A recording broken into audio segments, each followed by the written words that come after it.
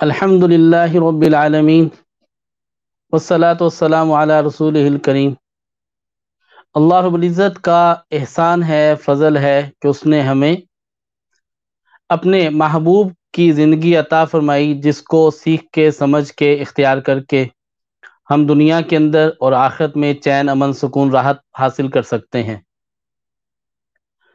قرآن therapy جو کہ ایک بالکل لیٹسٹ طریقہ علاج ہے، جس کے تحت ہر طرح کے مریض، ہر طرح کی بیماری کے لیے قرآن کے ذریعے سے مدد حاصل کی جاتی ہے۔ قرآن کے ذریعے سے سیکھا جاتا ہے کہ ہم کس طرح سے اپنی بیماریوں میں شفا حاصل کرتے ہیں۔ اس کے لیے علاج بالقرآن، قرآن تھراپی ایک نہایت یونیک اور حیران کن نتیجہ دینے والا علاج ہے۔ عالمی وبا جو اس وقت صورت اختیار کر چکی ہے، جسے کرونا کہا جاتا ہے، یہ عالمی وبا کرونا یہ ہر شخص کو پریشان اور متاثر کر رہی ہے، اور ہر فرد اس کی وجہ سے پریشان ہے۔ اس کے ہمارے صحت کے اوپر، ویسے تو کوئی بھی بیماری ہو، اس کے تین طرح سے اثرات انسان کے اوپر مرتب ہوتے ہیں۔ ایک پہلا اثر اس کے اوپر جو آتا ہے وہ ذہنی پریشانی، خوف، نومیدی، ٹینشن، انگزائٹی کی صورت میں اس کے اوپر یہ خوف اور پریشانی آتی ہے کہ وہ انسان ڈسٹرب ہوتا ہے اور انسان پریشان ہوتا ہے، اس کے ذہن پہ، اس کے اعصاب پہ، اس کی نفسیات کے اوپر اس کا بہت زیادہ اثر آتا ہے۔ اور کوئی بھی بیماری ہو، اس کا جو دوسرا اثر انسان کے اوپر آتا ہے وہ انسان کے جسم پہ آتا ہے۔ انسان کے جسم کے اندر تکالیف شروع ہو جاتی ہیں، اعضاء صحیح طرح سے سر انجام نہیں دے پا رہے ہوتے، اور انسان میں مختلف قسم کی تکالیف اور پرابلمس آنے لگتی ہیں۔ انسان کا تیسرا اثر اس کے مال کے اوپر پڑتا ہے۔ اب انسان جب بیماری کے اندر مبتلا ہوتا ہے، انسان میں کوئی بیماری، پریشانی یا انسان میں کوئی تکلیف آتی ہے،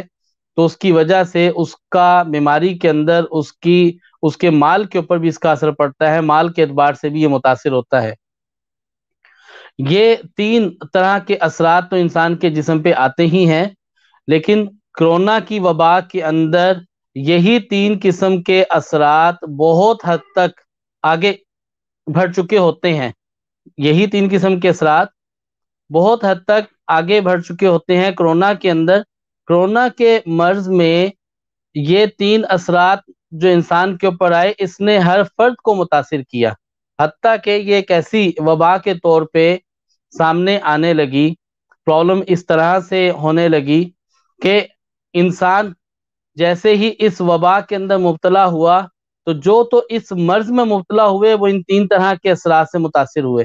اور جو اس مرض میں مبتلا نہیں ہوئے، ذہنی اور نفسیاتی طور پر بہت زیادہ متاثر ہوئے، اور مالی طور پر بہت زیادہ متاثر ہوئے۔ اگر ہم کرونا کی اس نوعیت کو دیکھیں تو یہ ایک بہت بڑی آزمائش سارے مسلمانوں کے اوپر اور ساری انسانیت کے اوپر ہے۔ کرونا کی بیماری سے بچنے کے لیے، کرونا کی بیماری سے محفوظ رہنے کے لیے، یا اگر خدا نخواستہ کرونا ہمیں ہو جائے، تو اس کنڈیشن میں ہمیں کس طرح سے اپنے علاج معالجہ کو دیکھنا ہوگا، کس طرح سے اپنے آپ کو اس سے بچانا ہوگا، اس کے لیے ہمیں کیا رہنمائی ملتی ہے، قرآن حدیث کے اندر ہمیں کیا رہنمائی ملتی ہے، اگر ہم اس کو اختیار کریں تو یقیناً ہم انشاءاللہ العزیز اپنے آپ کو اس مرض سے محفوظ کر لیں گے، اور بہت ساری سطح کے اوپر ہم اس مرض کو ختم کرنے اور اس کو نبٹنے کے لیے ہم قرآن مجید سے اور نبی علیہ السلام کی زندگی سے ہم مدد حاصل کر سکتے ہیں۔ نبی کریم صلی اللہ علیہ وسلم کی زندگی سے مدد حاصل کرنے کے لیے کیا میتھڈ ہوگا، اس کے لیے ہم نبی علیہ السلام کے طرز زندگی کو اختیار کریں گے، نبی کریم صلی اللہ علیہ وسلم والے رہن سہن کو اختیار کریں گے، تو اس سے ہم اپنے آپ کو محفوظ رکھنے لگیں گے۔ قرآن مجید میں بڑا واضح حکم ہے، انسان جب پریشان ہو، جب تنگ ہو، تو اس کو حکم دیا گیا ہے کہ یہ مدد حاصل کرے نماز کے ذریعے اور صبر کے ذریعے سے۔ وَاسْتَعِینُوا بِالصَّبْرِ وَالصَّلَاةِ، گویا کہ ہمیں کسی بھی پریشانی میں، تنگی میں، ہمیں سب سے پہلے جس چیز کو اختیار کرنا ہے وہ ہمیں اختیار کرنا ہے صبر کو، ہمیں اختیار کرنا ہے دعا کے راستے کو، اللہ رب العزت کی طرف متوجہ ہو جانے کو۔ یعنی کہ اگر بیماری آ جائے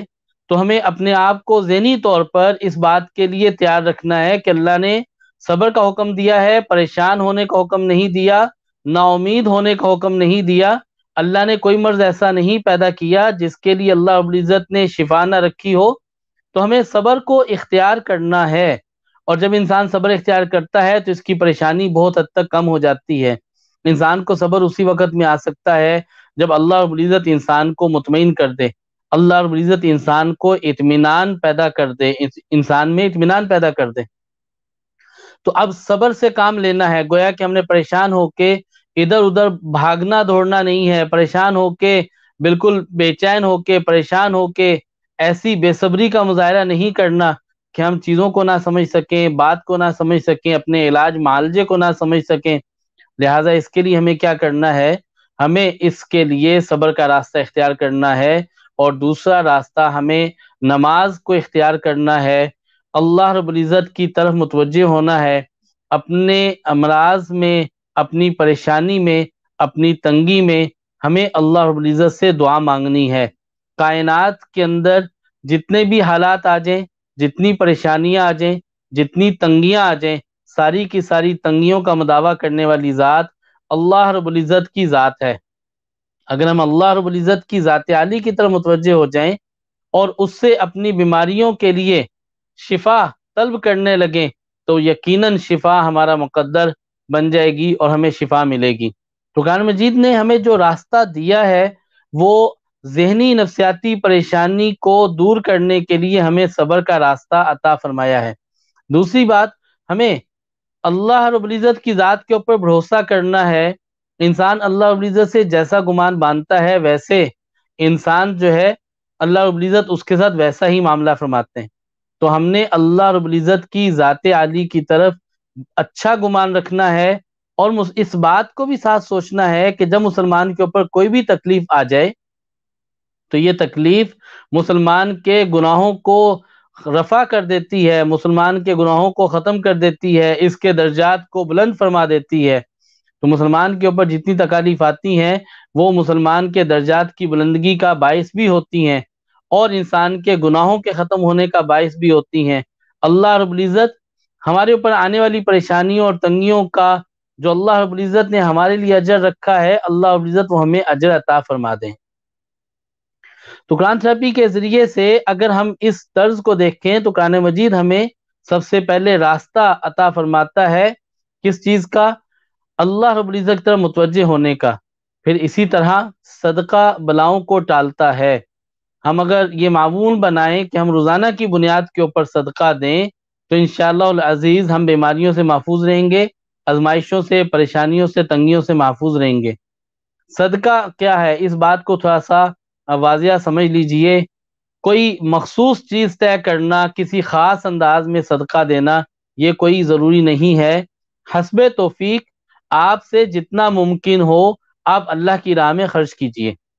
اور جتنا بڑھ چڑھ کے خرچ کر سکتے ہیں اتنا اللہ کی راہ میں خرچ کیجئے، حتیٰ کہ دوسروں کے کام آنا یہ بھی صدقہ ہے،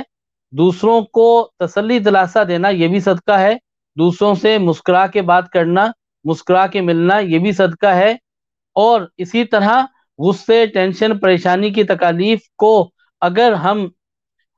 غصے، ٹینشن اور پریشانی کو چھوڑ کر ہم خندہ پیشانی کے ساتھ اور بغض کو چھوڑ کے کھلے دل کے ساتھ اپنے معاشرے کے اندر اچھے رویے کے ساتھ ملنا شروع کریں تو یہ بھی ایک صدقہ ہے۔ اور لہٰذا اسی طرح غربا کی مدد کرنا، غربا کے کام آنا یہ ایک بہترین صدقہ ہے۔ تو اسی طرح صدقہ کا اگر ہم اہتمام کریں، صدقہ دینا شروع کریں تو اس سے بلائیں ٹلتی ہیں، انسان گناہوں سے بھی بچتا ہے، اور انسان کا توکل، انسان کا دھیان اللہ کی طرف زیادہ ہو جاتا ہے، اور اس سے دل کو حقیقی سکون اور حقیقی اطمینان ملتا ہے۔ اب جب ہم نے قرآن مجید کے راستے کو ہم اختیار کرتے ہیں تو ہمیں پتہ چلتا ہے کہ قرآن مجید فرقان حمید کے متعلق اللہ رب العزت نے فرمایا وَنُنَزِّلُ مِنَ الْقُرْآنِ مَا هُوَ شِفَاءٌ وَرَحْمَةٌ لِّلْمُؤْمِنِينَ، اور ہم نے اس قرآن کو نازل کیا، اس میں شفا اور رحمت ہے مومنین کے لیے، شفا اور رحمت ہے مومنین کے لیے۔ گویا کہ ہماری روحانی جسمانی شفا اللہ رب العزت نے قرآن مجید میں چھپا رکھی ہے۔ تو اگر ہم قرآن مجید کے ذریعے سے شفا کے حصول کی کوشش کرتے ہیں تو ہمیں سورہ مبارکہ کے اندر کئی سورہ مبارکہ قرآن مجید کی ایسی ملتی ہیں جن کی تلاوت کرنے سے ہماری بیماری رفع ہونے لگتی ہے۔ اور نبی کریم علیہ السلام نے بعض تکالیف کے موقعوں پر بعض سورہ مبارکہ کی طرف توجہ بھی دلائی ہے، جیسے سورہ فاتحہ کے متعلق فرمایا کہ اس میں شفا ہے، اور سورہ یاسین کے متعلق فرمایا کہ جب آپ کا کوئی فرد حالت نزا میں ہو، بستر مرگ پر ہو اور حالت نزا کی تکلیف میں ہو تو اس کے قریب سورہ یاسین کی تلاوت کی جائے۔ اور اسی طرح اگر کوئی خاتون لیبر پین میں ہو اور اس سے بچہ جننے کا وقت بالکل قریب ہو اور وہ تکلیف میں ہو تو اس کے قریب اگر سورہ یاسین تلاوت کی جائے تو اس سے اس کی درد ختم ہو جاتی ہے اور اس کے لیے آسانی ہو جاتی ہے۔ اگر ہم درد کے اوپر غور کریں تو یہ دو طرح کے درد تو ایسے ہیں جو بہت ہی ہائی پاور کے ہیں، یعنی ان دردوں کی تعریف کرنا مشکل ہے، ان دردوں کو ایکسپلین کرنا مشکل ہے۔ یعنی حالت نزا کے وقت کا درد، ایسا درد جو کہ نزا کے وقت میں ہو، ایسا درد جو کہ لیبر پین کا ہو، اور اس کی تو ڈیفینیشن بیان نہیں کی جا سکتی کہ یہ کتنا شدید اور کتنا ہے۔ نبی رحمت علیہ السلام نے فرمایا کہ سورہ یاسین اس وقت میں تلاوت کی جائے، گویا کہ موت کی سختی جیسے درد کو جس سورہ کی تلاوت کرنے سے کنٹرول کیا جا سکتا ہے تو یقیناً کیا مشکل ہوگا کہ ہمارے پیٹ میں درد ہو، کمر میں درد ہو، ہمارے سر میں درد ہو اور ہم سورہ فاتحہ کو اختیار کریں تو وہ درد ختم نہ ہو۔ لہذا جب ہم نے قرآن تھراپی کے اوپر محنت شروع کی اور ہم نے دیکھا کہ جب قرآن مجید کے ذریعے سے شفایابی حاصل کرنے کی کوشش کی جاتی ہے تو اللہ رب العزت قرآن مجید کے ذریعے سے شفایاب کرتے ہیں اور اس کے ذریعے شفایابی عطا فرماتے ہیں، اور واقعتاً انسان کو روحانی جسمانی دونوں طرح سے شفایابی میسر ہو جاتی ہے۔ کرونا وائرس میں جو لوگ پریشان ہو چکے ہیں، جن کو کوئی پرابلم آ چکی ہے، کرونا وائرس کے اندر جو لوگ ڈسٹرب ہو چکے ہیں، ان کو اگر کوئی سمٹمز ڈیولپ ہو چکی ہیں تو سورہ توبہ ایک مرتبہ تلاوت کی جائے اور دم کر کے پانی پی لیا جائے، اسے 7 دن تک 11 دن تک کیا جائے تو یہ کرونا وائرس کی سمٹمز کو رفع کر دیتی ہیں۔ سورہ توبہ کی تلاوت کرنے سے سانس کی تکالیف، لنگز کی تکالیف، پھیپھڑوں کے اوپر بوجھ، پھیپھڑوں پہ زخم ہو جانا یا تھرومبوسس کی اگر سمٹمز آ رہی ہوں تو سورہ توبہ کی تلاوت سے یہ بالکل چیزیں کنٹرول ہو جاتی ہیں، اور کئی مریض جنہوں نے سورہ توبہ کی تلاوت شروع کی اپنے کرونا کی پرابلم کے اندر، اللہ رب العزت نے ان کو بڑی جلدی شفا سے ہمکنار کیا، اور ہمارے بہت سارے پیشنٹ ایسے جو وینٹیلیٹر پہ جا چکے تھے، جب ان کے لیے سورہ توبہ وہ خود نہیں کر سکے تو ان کے عزیز و اقارب نے تلاوت کی اور دم کر کے پانی پلایا تو سورہ توبہ کی تلاوت سے لنگز کی سمٹمز بہت حد تک کنٹرول ہوئیں اور اس سے تکالیف کنٹرول ہونا شروع ہو جاتی ہیں۔ بالکل اگر ابتدائی مرحلہ ہو جس میں سونگنے کی حس متاثر ہو رہی ہو، ذائقے کی حس متاثر ہو رہی ہو اور ذہنی طور پر خوف پریشانی کی کیفیت ہو، گلا خراب رہنے لگے، کھانسی رہنے لگے اور اس کے ساتھ سینے میں اگر تکالیف رہنے لگے اور کرونا پازیٹیو ہو تو اس وقت میں سورہ نور کی اگر تلاوت کر لی جائے تو اس سے بھی یہ چیزیں بہت جلدی بہتر ہو جاتی ہیں۔ سورہ نور کی تلاوت ایک وقت میں کریں گے، روزانہ کریں گے اور اس سے 21 دن تک کنٹینیو رکھیں گے۔ تحقیقات سے پتہ چلا کہ سورہ نور کی تلاوت کرنے سے خون کی تھکنس کنٹرول ہوتی ہے، خون کا گاڑھا پن جو ہے یہ کنٹرول ہو جاتا ہے اور خون جو ہے وہ پتلا ہونے لگتا ہے، اور اس کی وجہ سے جو تکالیف خون کے گاڑھا ہونے کی وجہ سے، خون کے دوران کے کم ہونے کی وجہ سے جو تکالیف ڈیولپ ہوتی ہیں وہ تکالیف بھی اس سے کنٹرول ہو جاتی ہیں۔ اسی طرح اگر باڈی کے اندر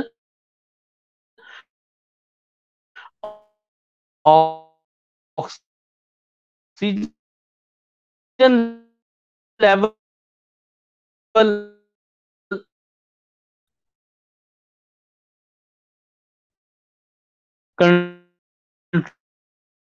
ہو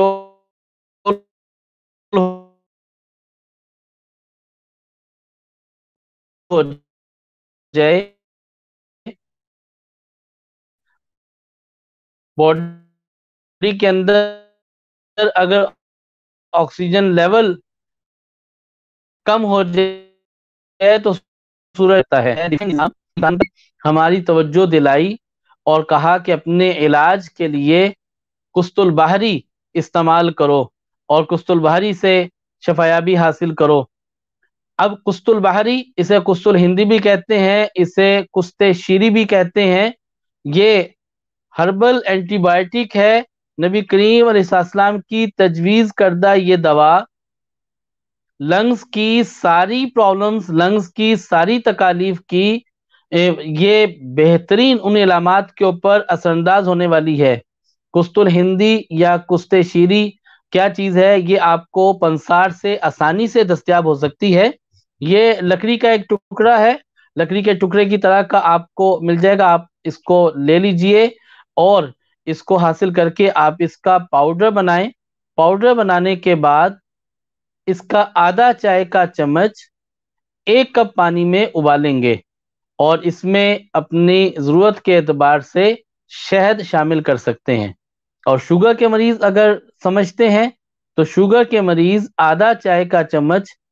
1 چائے کا چمچ شہد اس میں شامل کر سکتے ہیں۔ اور عام طور پر آپ اپنے ذائقے کے اعتبار سے، اپنی ضرورت کے اعتبار سے اس میں شہد ملا کے یہ 1 کپ دن میں 3 سے 4 مرتبہ پئیں۔ یہ آپ کی کرونا کی جتنی سمٹمز ہیں ان ساری سمٹمز کو قسط شیری رفع کر دیتی ہے اور اس سے بہت زیادہ فائدہ ہوتا ہے۔ قسط شیری کے متعلق تحقیقات ہی بتاتی ہیں کہ یہ اینٹی بیکٹیریا ہے، اینٹی وائرس ہے، اینٹی انفلیمیٹری ہے اور یہ امیون انہانسر ہے۔ یہ بلیڈنگ کو کنٹرول کرنے کا بہت مؤثر اور بہت بڑا ذریعہ ہے۔ سانس کی بیماری، ناک کا بند ہونا، کھانسی اور بلغم ریشے کی بہت زیادہ زیادتی ہونا، سینے کا جکڑے جانا اور نمونیا کی بہت ساری علامات کے اندر، اور پلوروسی کے اندر جب پھیپھڑوں میں پانی بھر جائے یا تھرمبوسس ہونے لگے تو ان ساری سمٹمز میں قسط شیری کا اگر استعمال کیا جائے تو یہ نہایت مؤثر اور نفع بخش ہے۔ اگر قسط شیری کی اسٹڈی کی جائے تو پتہ چلتا ہے کہ کرونا کی مجموعی طور پر جتنی سمٹمز ہیں، ساری کی ساری سمٹمز جو ہیں یہ قسط شیری کے اندر ہمیں ان سمٹمز کی نشاندہی ملتی ہے۔ اس کو استعمال کرنے سے ہم اپنے آپ کو بہت زیادہ محفوظ رکھ سکتے ہیں۔ یہ سنت نبوی ہے، نبی کریم صلی اللہ علیہ وسلم نے قسط شیری کو ریکمینڈ کیا اور کئی سمٹمز کے اندر جو ہے وہ ریکمینڈ کیا۔ اسی طرح سے اگر قسط شیری کو 1 چائے کا چمچ کچھ مقدار شہد میں ملا لیا جائے اور اسے وقفے وقفے سے اگر اسے چاٹ لیا جائے تو اس سے گلے کی خراش، ٹونسلائٹس کا ایشو یہ بھی بہتر ہونے لگتا ہے، اور اگر اس کی وجہ سے بخار رہتا ہے تو وہ کنٹرول ہو جاتا ہے۔ جو لوگ کرونا میں مبتلا نہیں اور وہ حفاظتی طور پر اسے استعمال کرنا چاہتے ہیں تو وہ دن میں 1 سے 2 کپ، آدھا چائے کا چمچ 1 کپ پانی میں ابال کر یہ 1 سے 2 کپ دن میں استعمال کر سکتے ہیں تو یہ کرونا کی سمٹم سے محفوظ رہ جائیں گے اور کرونا سے حفاظت بھی ہوگی، اور دفاعی نظام کا ہمارا وہ پورشن جس کا تعلق ہمارے سانس کے نظام کے ساتھ ہے، ہمارے ریسپریٹری سسٹم کے ساتھ ہے،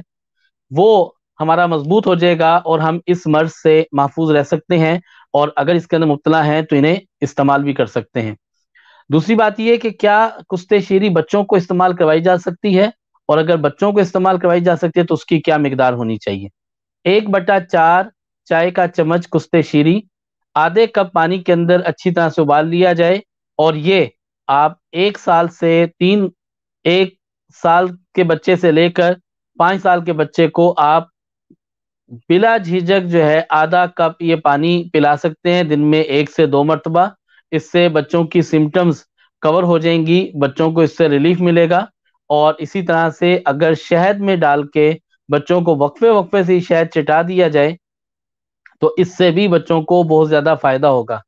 ابھی اس وقت جو یہ کرونا کی تیسری لہر ہے، اس کے متعلق چونکہ یہ بڑی خبریں سامنے آ رہی ہیں کہ اس کی وجہ سے بچے بہت زیادہ متاثر ہو رہے ہیں، اور ہاسپٹلز کے اندر بچے مریضوں کی تعداد زیادہ آ رہی ہے۔ تو بچوں کو پریکاشنری کہ یہ متاثر نہ ہو اور ان کے پھیپھڑے بہتر رہیں، ان کی سانس کی صورتحال بہتر رہے، تو چوتھائی چائے کا چمچ کشتے شیری دن میں ایک دفعہ بچے کو ضرور پلا دیا جائے، یا بچے کو کشتے شیری والا شہد یہ دن میں 2-3 دفعہ اس کو چٹا دیا جائے، تو اس سے انشاءاللہ العزیز یہ بہتر ہوں گے، اور اس سے حفاظت بھی ہوگی اور بچنے بھی لگیں گے۔ اس کے علاوہ ایک اور چیز، جیسا کہ یہ مختلف قسم کے ابہام، مختلف قسم کی باتیں سننے کو ملتی ہیں کہ جی یہ 5G کا کوئی تابکاری اثر ہے، یہ کوئی تابکاری اثر ہے، یہ کوئی ایسی چیز ہے جس کی وجہ سے کوئی خود پیدا کردہ بیکٹیریا ہے۔ اگر فرض کریں کوئی ایسی بات بھی ہو تو اس کا علاج بھی ہمیں اسلامک اسکول آف تھاٹ سے مل جاتا ہے۔ آپ مراقبہ کیجئے، آپ ذکر کیجئے، اور آپ اپنے آپ کو یکسو کر کے اپنے آپ کو کچھ دیر کے لیے اللہ کے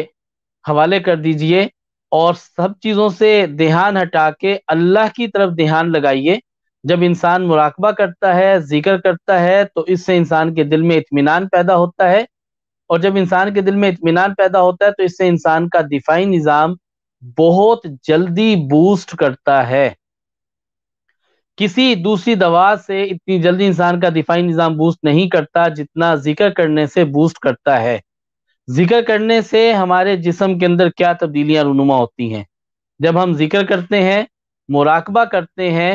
اور دل اطمینان میں آتا ہے، تو اس کی وجہ سے ہمارا ہیومن میگنیٹزم بہت حد تک سٹرونگ ہونے لگتا ہے۔ جب آپ کا ہیومن میگنیٹزم سٹرونگ ہوتا ہے اور بہت حد تک سٹرونگ ہو جاتا ہے، تو وہ ایسی تمام وائبس، ایسی تمام ویوز، ایسی تمام ریزز جو انسان کی باڈی کے اوپر اس کو نقصان پہنچانے کے اعتبار سے ہوتی ہیں، تو انسان کا اپنا ہیومن میگنیٹزم یہ اسے ریپل کرتا ہے، پیچھے دھکیلتا ہے۔